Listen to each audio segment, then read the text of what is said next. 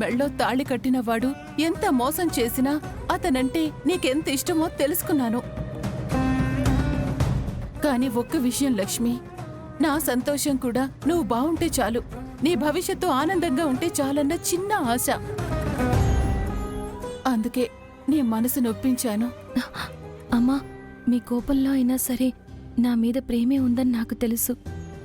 మీరు ఏం చేసినా అది నా కోసమే చేస్తారు. కానీ అమ్మా, నా భవిష్యత్ అనేది నా కర్మఫలానికి అనుగుణంగా జరుగుతుందని వదిలేయండమ్మా.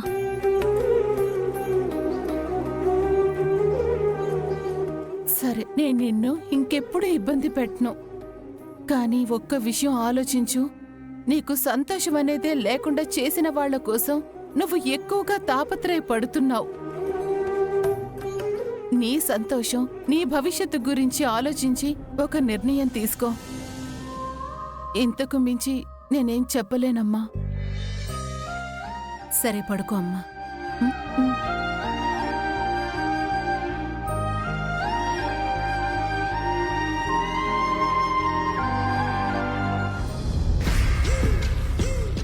నీలాంటి వాడికి ఇక్కడ స్థానం లేదు. Hello, police స్టేషనేనా?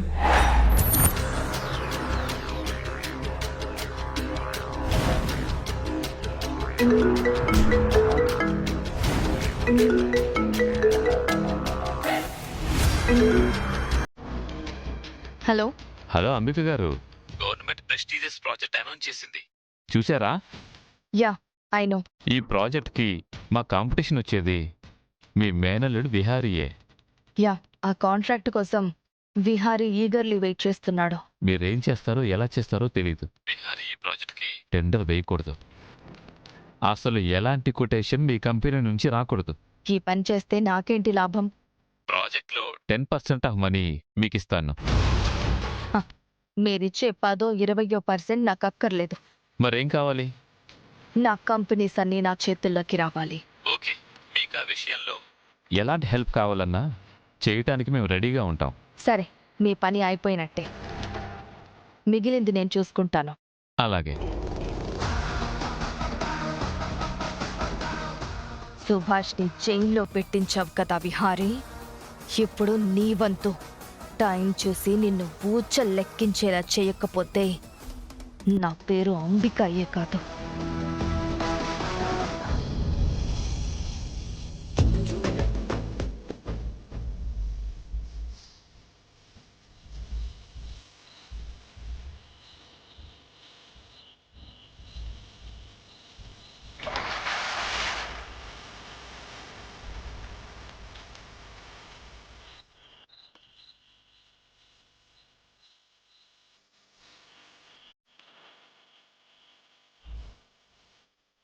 లక్ష్మి, ఇక్కడేం చేస్తున్నావు లక్ష్మి?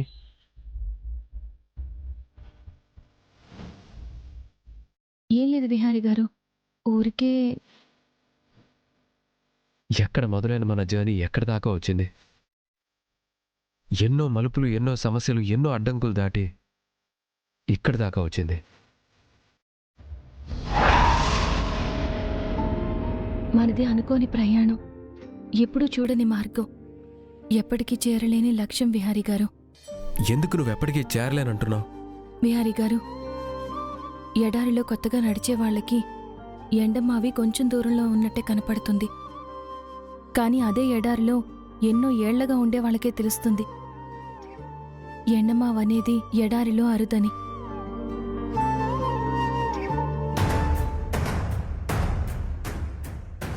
ఎవరివో మాటలు వినబడుతున్నాయే. ఈ టైంలో ఎవరై ఉంటారు బయట? నిన్నొక ప్రశ్న అడగాల నాకు పొద్దు నుంచి అనిపిస్తుంది, కానీ ఆ టైంలో అడగడం కరెక్ట్ కాదని ఆగాను. ఇప్పుడు అడగొచ్చా? మీరు అడగచ్చా అని పర్మిషన్ అడుగుతున్నారేంటి? మీరు నన్ను ఏమైనా అడగచ్చు. మదంతో పెళ్ళనగానే నువ్వె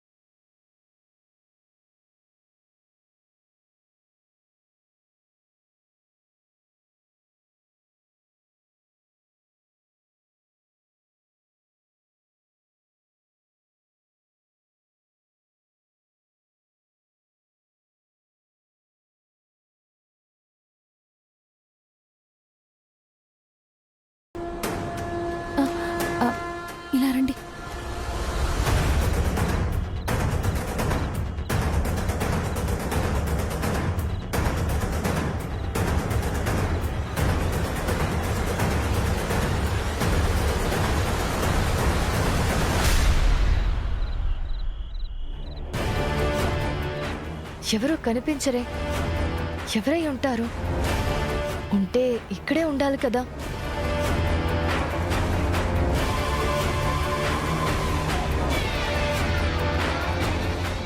నీ భర్త పేరు చెప్పమంటే ఎందుకు నువ్వు చెరువులోకి దిగి ఆత్మహత్య ప్రయత్నం చేశావు? అసలు నేను కట్టిన తాలికి నువ్వెందుకు అంత గౌరవం ఇస్తున్నావు? యాక్సిడెంటల్గా మన మధ్య ఏర్పడిన బంధానికి అసలు ఎందుకు అంతలా కట్టుబడి ఉన్నావు? మన సాంప్రదాయం ప్రకారం మంగళసూత్రానికి విలువిస్తారని తెలుసు, కానీ ఏకంగా 2 సార్లు నీ ప్రాణాలు ఇచ్చేయడానికి సిద్ధమయ్యే అంతలా ఎందుకు నువ్వు ఆ తాళిని అంతలా ఆరాధిస్తున్నావు? మీ మీద ఇష్టం అని చెప్తే నాది స్వార్థం అవుతుంది విహారీ గారు. ఏంటి కనుక ఆలోచిస్తున్నావు? ఎందుకు ఇలా అడిగానంటే ఏ అమ్మాయి నీ ప్లేస్లో ఉన్నా ఇన్ని అవమానాలు భరిస్తూ మా ఇంట్లో ఉండదు. ఇన్ని కష్టాలు అనుభవిస్తూ నేను కట్టిన తాళి కోసం ఇంత త్యాగం ఎవ్వరూ చేయరు. అందుకే అడుగుతున్నాను.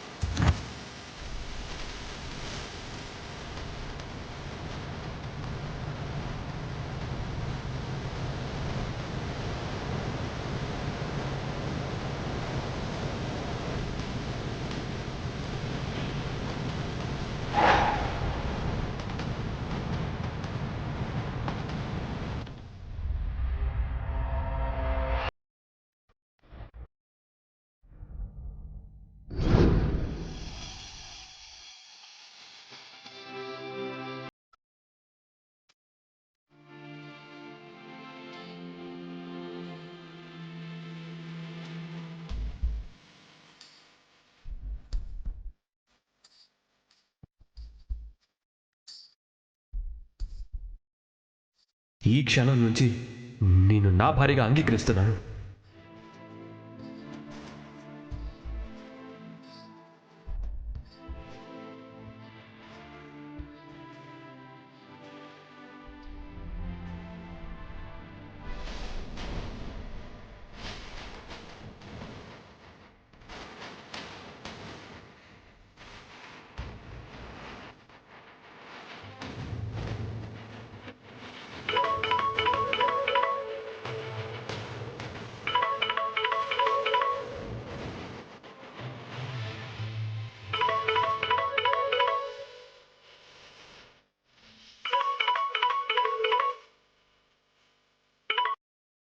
హలో అమ్మా. కనకం, వెళ్ళావా అమ్మ మీ ఇంటికి? అమ్మా, మీరు కూడా జాగ్రత్తగా ఊరెళ్ళిపోయారు కదా. మా ప్రయాణం కూడా మంచిగా జరిగింది. మీ ప్రయాణం ఎలా జరిగింది? బానే జరిగిందమ్మా. ఆ అన్నట్టు మర్చిపోయానే, ఈరోజు చాలా మంచి రోజంట. తులసి కోట ముందు దీపం పెట్టి పూజ చేస్తే నీకు, మీ ఆయనకి, మీ కుటుంబానికి మంచి జరుగుతుందని మన ఊరి పంతులు గారు చెప్పారు. అలాగేనమ్మా, తులసమ్మ ముందు దీపం పెడతాను. సరే ముందు ఆ పని కానివ్వు. మీ నాన్నొచ్చాక నేను మళ్ళీ ఫోన్ చేస్తాను. సరేనమ్మా, ఉంటాను. మంచిదమ్మా.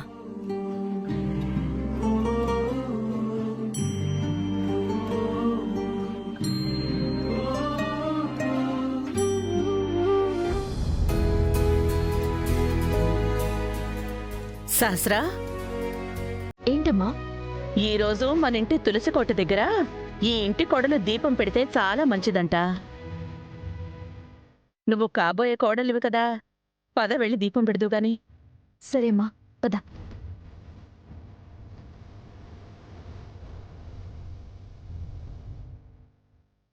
తీసుకో, పద.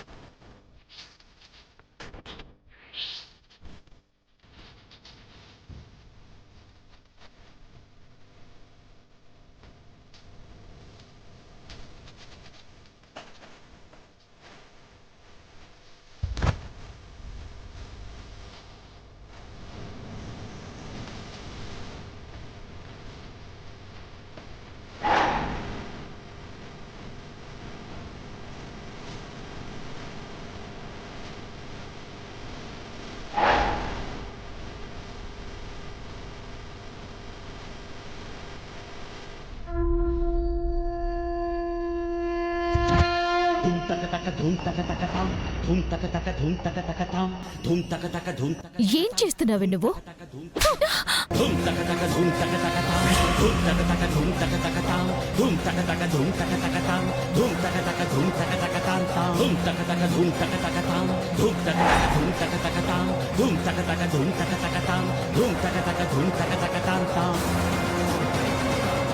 నీకు ఏం హక్కుందని తులసి కోట దగ్గర దీపం వెలిగించావు?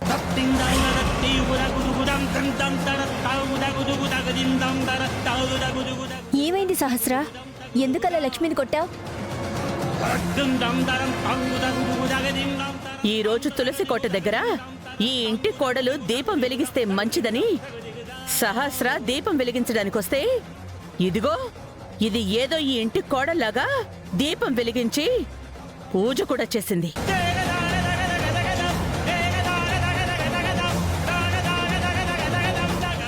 తనేదో తెలియక దీపం వెలిగించుంటుంది వదినా. అది కావాలని దీపం వెలిగించింది. దీపం వెలిగిస్తే మంచిదే కదా, తప్పేంటి? ఎందుకు దాన్ని కొట్టాం? ఇంటి కోడలు పెట్టాల్సిన దీపాన్ని ఈ ఇంటి పని మనిషి పెడితే తప్పులేదా?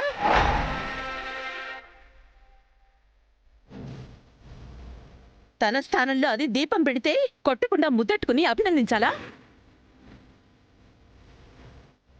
అసలు దానికి ఏ సంబంధం ఉందని దీపం వెలిగించింది? లేక వేరే ఆలోచనలు ఇంకా ఉన్నాయా? అది అంతగా దీపం వెలిగించాలి అనుకుంటే దీని మెడలో ఎవడో తాళి కట్టాడు కదా, వాడింటికి వెళ్ళి దీపం పెట్టి హారతిచ్చి పొర్లు దండాలు పెట్టినా ఇక్కడ ఎవ్వరికీ ఏ అభ్యంతరమూ ఉండదు.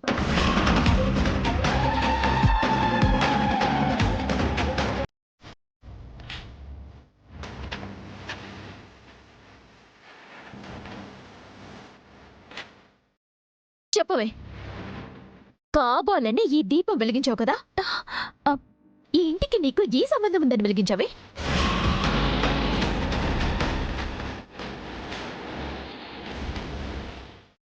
సంబంధం ఉంది.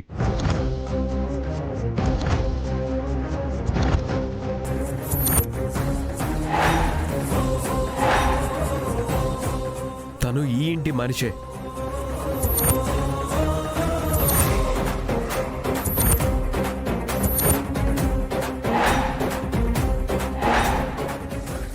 ఈ ఇంటి మనిషా? ఎలా అది ఈ ఇంటి మనిషి? ఏ వరసుంది తనకి మనకి? తను జస్ట్ పని మనిషి అంతే. చెప్పరా, ఏ ఉద్దేశంతో ఇది ఈ ఇంటి మనిషి అన్నావో చెప్పు.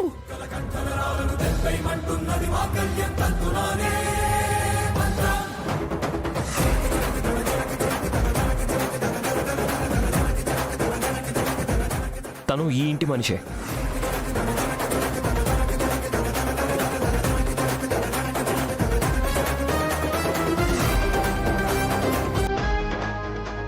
తనని నాకిచ్చి పెళ్లి చేస్తే ఈ ఇంటి మనిషే కదా ఆంటీ అవుతుంది.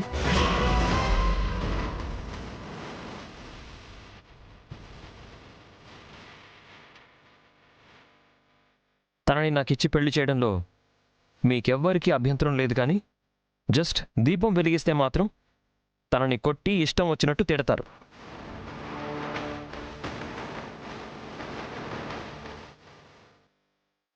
I don't understand. అసలు మీరందరూ ఇలా ఎందుకు బిహేవ్ చేస్తున్నారు?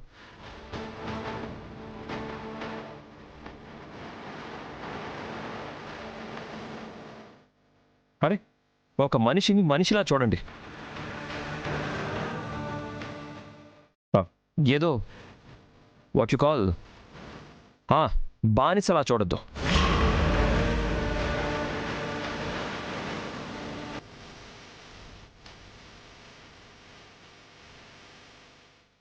అందరికీ మనసు ఉంటుంది, అందరికీ ఫీలింగ్స్ ఉంటాయి. ఒకళ్ళని అనే ముందు, కొట్టే ముందు వాళ్ళ స్థానంలో మిమ్మల్ని మీరు ఊహించుకోండి. అప్పుడు మీకు తెలిసొస్తుంది ఆ పెయిన్ ఎలా ఉంటుందో.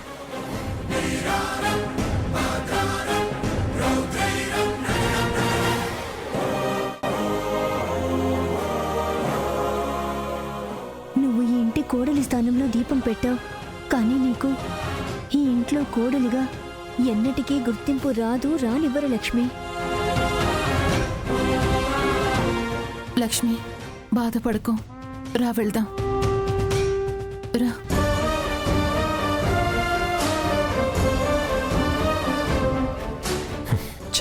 అరే మదన్,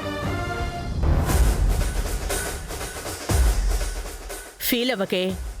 అది ఎలాగైనా మనకి మళ్ళీ దొరుకుతుంది. అప్పుడు చెప్తాను దాని పని.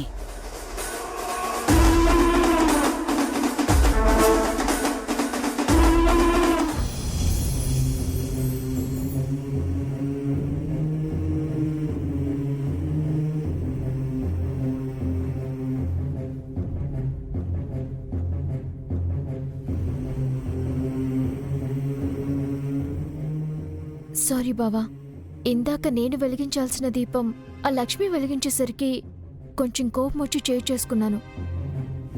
ఆ సారీ నాకు కాదు, వెళ్ళి లక్ష్మికి చెప్తే బాగుంటుంది. ఇంట్లో పని వాళ్ళని కొట్టినా తిట్టినా వెళ్ళి సారీ చెప్తావా బావా? లక్ష్మి పని మనిషి కాదు సహస్ర. ఆ ఈ ఇంటి మనిషి, మదన్కి కాబోయే పెళ్ళాం. ఇందాక మదనే లాజిక్ చెప్పాడు కదా. కాని బావా, రాజుగారి కుర్చీలో కుక్కని కూర్చోబెడితే అది కుక్కే అవుతుంది, కానీ రాజు ఎప్పటికీ అవ్వదు.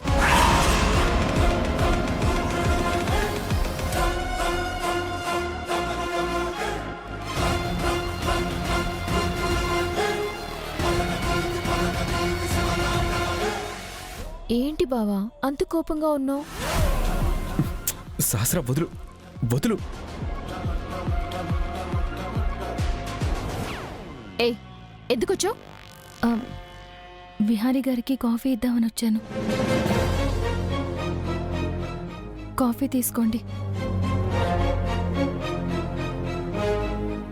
ఏ ఆగు.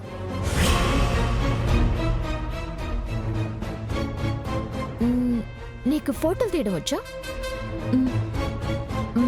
బావా, ఈ మధ్య మనం కలిసి ఒక్క ఫోటో కూడా దిగలేదు కదా. ఫోటోస్ దిగుతాను రా బావా, తీసుకో. ఫోటోస్ తీ.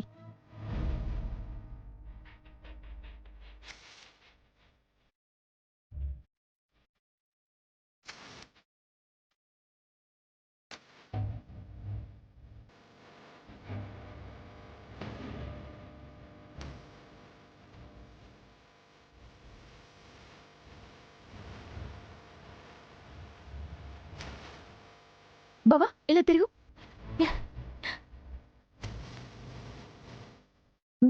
ఇలా దిద్దాం.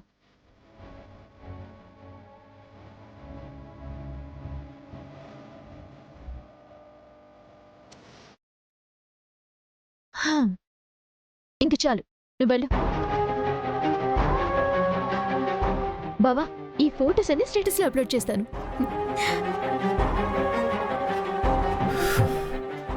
మొన్నటి వరకు లక్ష్మికి న్యాయం చేసి నిన్ను పెళ్లి చేసుకుందామని అనుకున్నాను, కానీ ఇప్పుడు లక్ష్మికి నా మనసులో చోటివ్వడమే న్యాయం అనిపిస్తోంది. నీకు ఈ విషయం ఎలా చెప్పాలి? అసలు మన ఫ్యామిలీలో అందరికీ ఈ విషయం తెలిస్తే ఏం జరుగుతుందో ఏంటో.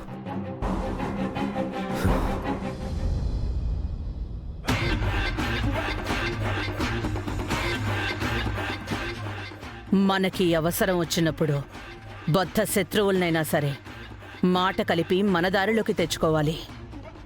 దాన్ని చూస్తేనే ఇరిటేషన్. కానీ నా ఇరిటేషన్ కంటే నా కూతురి పెళ్లి విహారితో జరగడం నాకు ఇంపార్టెంట్.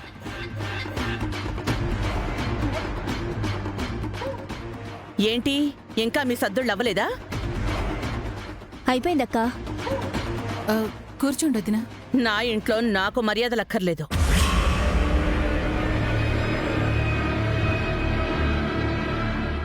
చాలా కాలం తర్వాత ఈ ఇంటికి ఎందుకొచ్చానో గుర్తుంది కదా.